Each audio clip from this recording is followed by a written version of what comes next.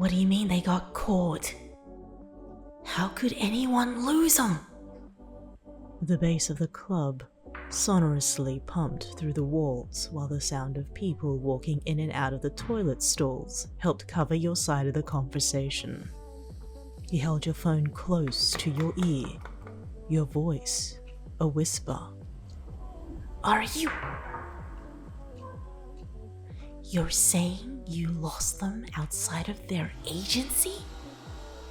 They're the only lead we have with Deku. We talked about this. You still questioned, unfathomed by the words you were hearing on the other end.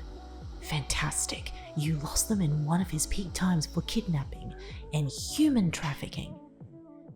And you... A quiet rage stirred inside you, listening to the next few words, sighing loudly in frustration. You quickly checked the clock on your phone. 3 minutes left. Oh my God. We lost our best bets on both Deku and Ground Zero? You asked. I don't care that they said to let them go. Now we've lost both of our... Coming! You called from the stall, turning back to your phone with a quick farewell before hanging up whoever was on the other line. A moment of reprieve lingered before you turned to flush an empty toilet and opened the stall, coming face to face with a sleazy-looking man eyeing your form. What? Merde. You defiantly walked past him towards the public sink, washing your hands. You eyed the man in the mirror, spotting his finger pointing to his wrist. You rolled your eyes, patting down your wet hands on some paper towels, and made your way towards the bathroom exit, the man following suit behind you. The bright lights of the club flickered around, its fluorescence painted everywhere from the walls, the decor, and the patrons, all covered in fluorescent paint. It was that time of the week, and the event brought many customers to enjoy the degeneracy in Musatafu. It was, for the most part, the owner's favorite day of the week. You looked around to find him sitting at his favorite spot, table to the right, closest to the stage, where he had the best view. Denki Kaminari watched you exit the bathrooms along with one of his men he had ordered earlier to check up on you. After all, there was a minute left until the grand finale, which involved your best act to cap the night. His legs sat atop the table with his dress shoes and his highly colourful outfit on display. He had always been one for some strange tastes in fashion. But despite that, conversations with Kaminari had always been enlightening, in a way. It had been that way since UA, trying to impress you with random book quotes. It worked though. That felt like a long time ago, before he fell towards his more degenerate nature somewhere along the way. Now being watched by both Kaminari and a few of his bouncers, you stepped up onto stage, reaching out for the microphone stand that stood alone there. Eyeing the crowd, you glanced and deduced a few of the patrons here and there, before your eyes landed back onto Kaminari, his hands cradling the back of his head while he kept his eyes on you. It was that time. 1 minute left. You had to make a choice. The music immediately shifted, changing the mood, and the crowd in the club cheered, knowing full well the entertainment they'll receive for the end of the night. As the bass returned, you took a deep breath and sang your number for this week, your eyes glowing a golden light and showering the nightclub's fluorescence brighter than before. The crowd danced to the beat while the bouncers scanned the room, eyeing the people drenched in paint, sweat, and alcohol. Your eyes turned towards the crowd, singing your ghostly tune until they fell on a young man in the center of the room. Saddened by the choice you had to make, you cast your quirk, taking hold of the young man and coaxed him to walk closer to the stage. You watched while he clumsily made his way through the crowd, bypassing the dancing crowd with glowing eyes the same as yours, as if in a trance, enamored by you. Immediately, a couple of bouncers grabbed a hold of him and dragged him away from the crowd. No one the wiser on what you have done, on what you do every week for Kaminari. He still sat by his favorite table and watched, a cheeky grin appearing on his face while he applauded your performance. The beat of the music never stopped, but your heart sank for the poor soul who will never see the light of day after tonight.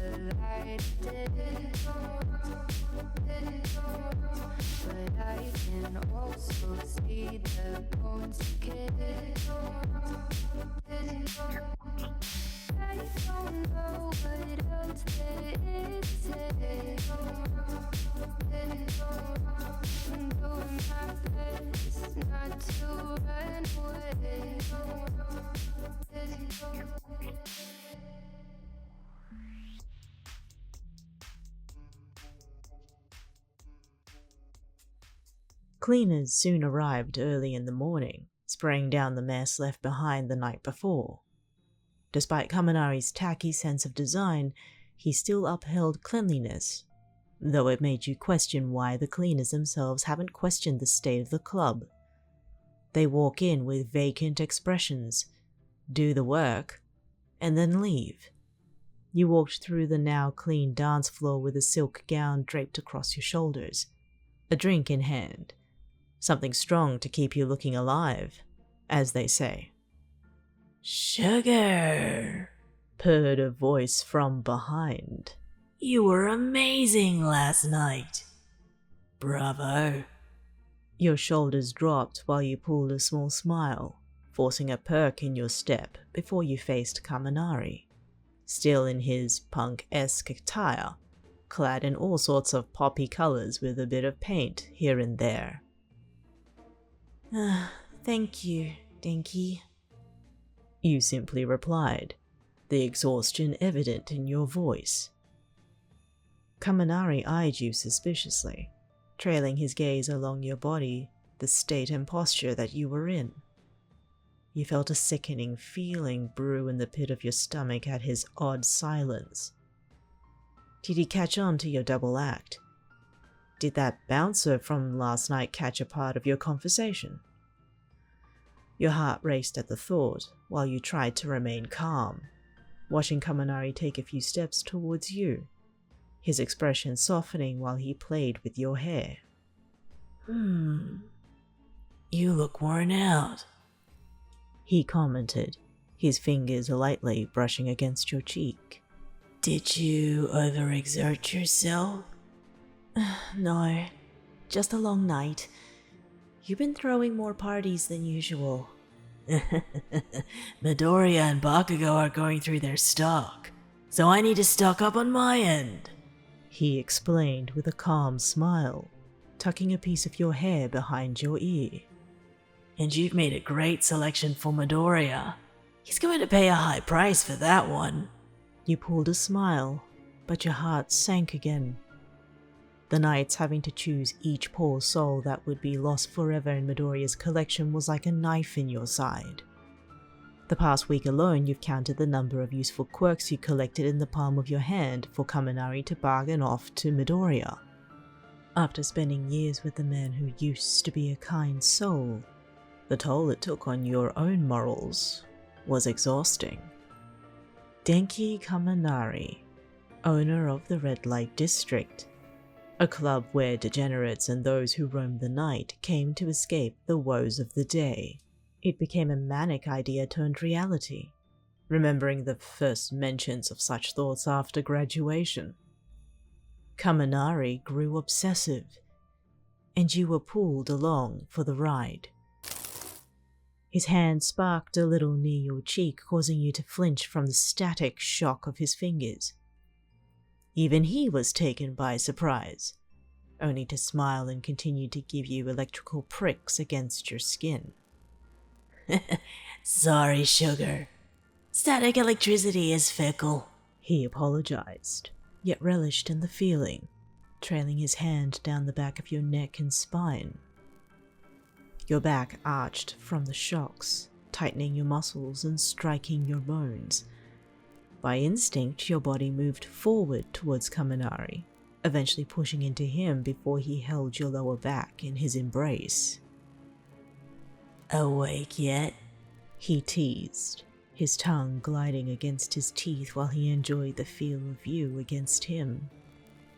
Did I strike a chord? You looked away, attempting to keep any reactions at bay. It was difficult, what with the history you held with him. A part of you hoped he was still the same dorky, goofy, yet oddly cultured Kaminari you grew to love back in UA. But wherever he was, it was buried under this fanfare of obsession, addiction, and mania. Hey boss? Interrupted a bouncer by the stage, watching Kaminari's eyes roll. Oh, what is it? He answered with a slight whine in his voice. Your sparks have arrived. The sudden jolt in his body surprised you while his eyes brightened with excitement. Grand, magnifique! Bring him in, he ordered with a grin. He turned back onto you, releasing you from his hold and taking you by the hand. You know the drill, sugar. Yeah. You reluctantly agreed, being led by the hand towards the stage, while people in soiled clothes walked across it, their eyes sapped of any life. You knew this batch every quarter. These were the disapproved ones from Bakugo's culling, whether they did not fit his needs or had broken beyond repair. Watching their long faces with no life left in them broke your heart. It was every quarter that Kaminari would collect these jilted innocents and choose whether he kept some, sold them, or let them go alone in the streets. Now, I'm not a cruel guy, but we gotta find some good ones to sweeten the pot for Murdoria, he commented. You did very well, but it's not enough now that he's up in Cloud 9. Excuse me? Oh, I haven't told you yet. He found his poppet, clarified Kaminari. All the while you attempted to feign surprise. He's been talking about them non-stop. So now we gotta really find some good ones that he'd benefit from in the black market. So far, so good. It looked as if Kaminari had no inkling of your conversation over the phone the night before. There had been a few close calls like that. Thankfully, your compatriot on the other line was also in the same, if not similar, situation.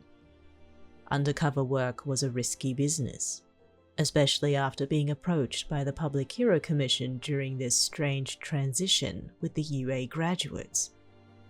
It felt gradual, but it was sudden, like hitting a brick wall. You were amidst the thick of it, standing by Kaminari's side, doing his bidding, or else he would shock you more than his playful nips at your skin. People stood in a row by the stage, while Kaminari and yourself walked past them, inspecting each of them closely. You merely glanced over them. Each time you would see the same look on their faces, ones filled with despondency. It left a bitter taste in your mouth, wondering what kind of torture Bakugo put every one of these victims through. While Kaminari would eye each of them as if he had a fine-tooth comb, you strolled past each one until someone caught your eye, their head low and their eyes distant. You peered back at Kaminari, too busy admiring the collection brought in before you made your way to this particular person, kneeling down to their level to look them in the eye. Hey, You whispered. can you hear me? Nothing. Not a word. Not a peep. Do you remember me? You continued, hoping to get through. You waved your hands over their eyes. Not even a flinch. Thoughts reeled through your mind, wondering what sort of torture they had gone through without Bakugo even recognizing them. Glancing to still find Kaminari preoccupied, you dug for your phone, scrolling through to locate photos years ago.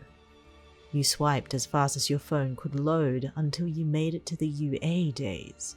As painful as it felt to look back at these memories, something had to click to wake them up. A picture of the whole class appeared, turning the screen back onto the soil-ridden person that stood before you. Do you remember this? You asked again, finally watching their eyes move momentarily.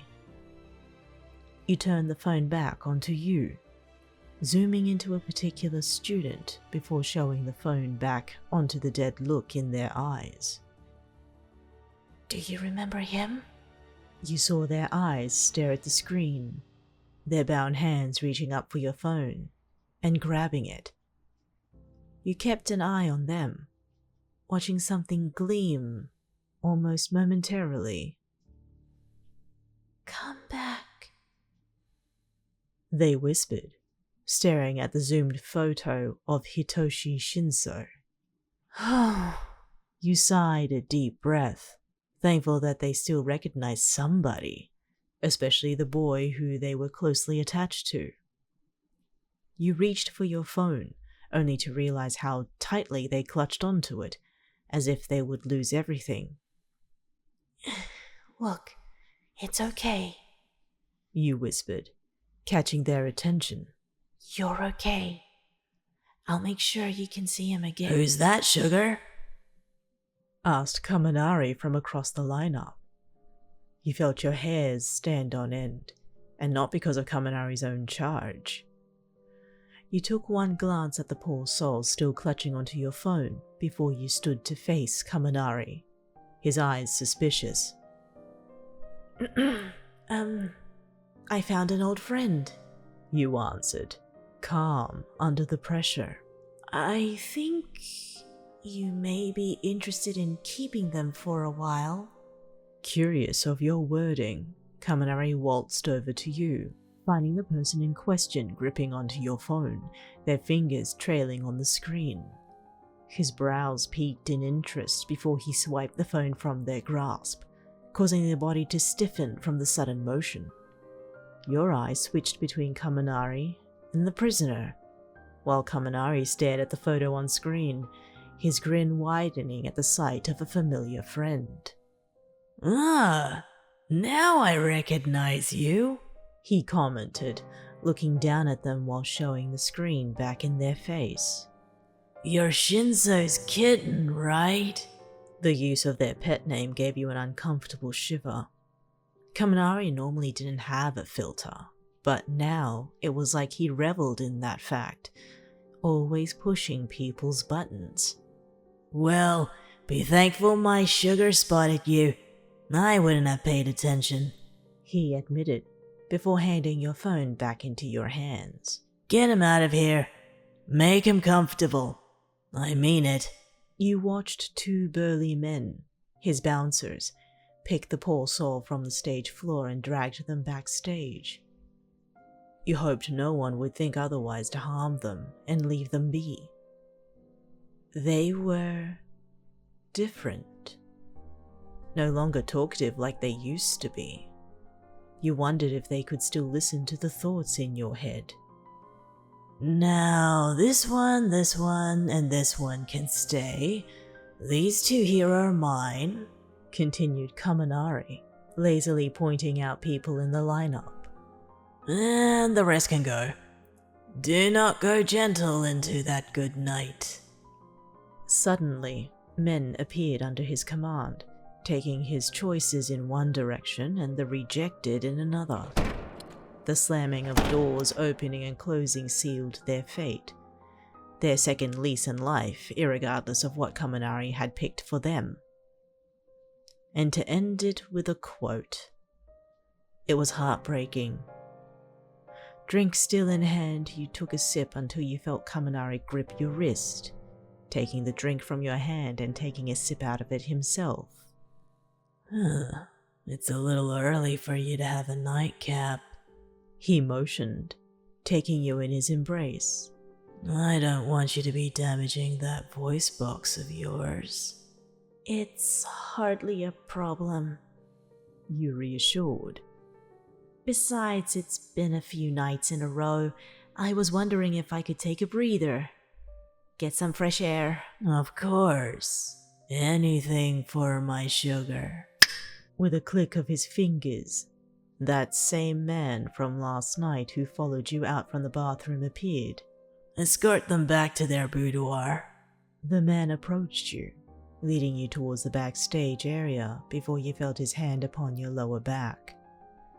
You recoiled from the touch, holding your body close with your arms clenched around your waist. It wasn't a surprise, nor unexpected to have someone in this club try to touch you. You could easily dispose of them if you wanted, but it risked everything you had worked for. Wait a minute, yelled Kaminari, his voice echoing around the empty club. Both you and the man stopped, your mind racing about your phone call last night. Your back was still turned to Kaminari, however he raised his hands, signaling the man next to you to approach him. From the corner of your eyes, you watched him leave your side, following his movements towards the eerily quiet blonde. Did I say you could touch him? He asked quietly, but loud enough for you to hear. Well,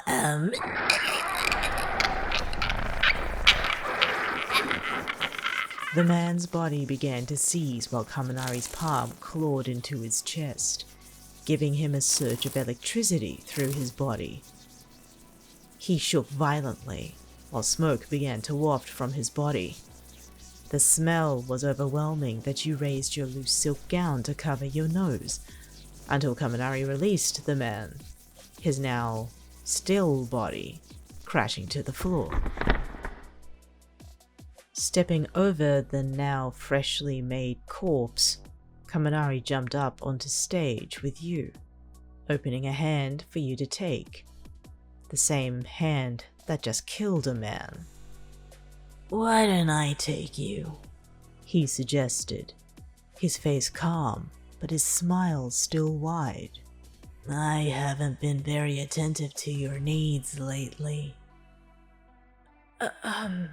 Of course you can. You spoke hesitantly, taking his warm hand in yours.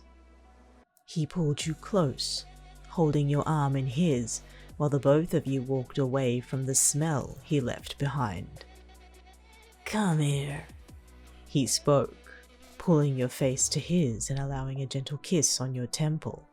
You know I love you, right?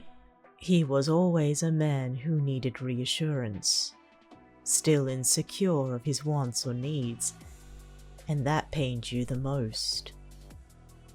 I know, you replied back. I love you too. You felt the corners of his lips tug upwards against your skin before he placed another kiss on your cheek. His warmth engulfed you. You felt you could swim in it, the same feelings you held for him long ago, until his fingers made their way to your chin, gripping onto it to raise your head to his. His eyes looked at you hungrily, his grin widening, and tapped the side of his lips, playfully. Go on, plant one on me, sugar.